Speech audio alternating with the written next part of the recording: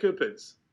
Dans le Coca-Cola, il y a du sucre et pas qu'un peu. 7, 10 ou 31 morceaux de sucre selon le contenant. Alors on le sait tous, le sucre, c'est mauvais pour les dents.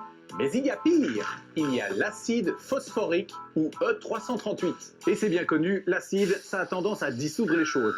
Bon, là, j'exagère un peu. Pourtant, sur son site, Coca-Cola semble nous dire tout le contraire. Je cite, l'acide phosphorique contient du phosphore, un minéral qui renforce les os et les dents. Certes, il y a du phosphore. Maintenant, le phosphore est emprisonné. Il ne peut pas être assimilé. C'est un peu comme si on disait, prenez de l'acide sulfurique dans lequel il y a du soufre, et le soufre est très bon pour les acides aminés. Donc ça veut dire que Coca-Cola nous ment? Non. Mais alors pourquoi Coca-Cola utilise de l'acide phosphorique dans sa recette, puisque apparemment on peut s'en passer?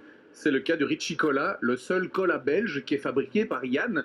Yann, il n'y a pas d'acide phosphorique dans votre recette, pourquoi?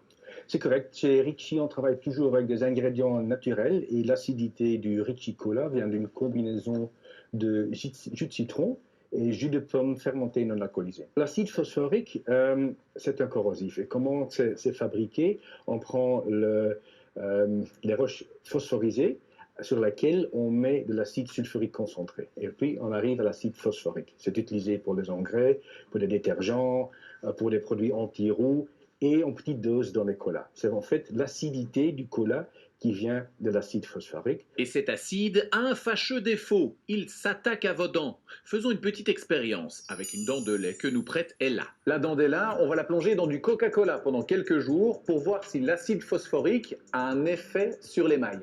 Après 5 jours à moitié immergés dans du coca, nous amenons la dent chez le dentiste pour analyse et là, pas de surprise. Donc ici, on voit très clairement la délimitation de la dent, on voit l'émail qui est intact, et ici, on voit la dent qui était attaquée par l'acide phosphorique.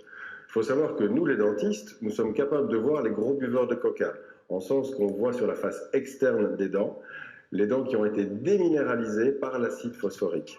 Voilà, maintenant vous savez, à vous de vous faire votre propre opinion. Moi personnellement, je continue le Coca-Cola. Je vois pas votre souci.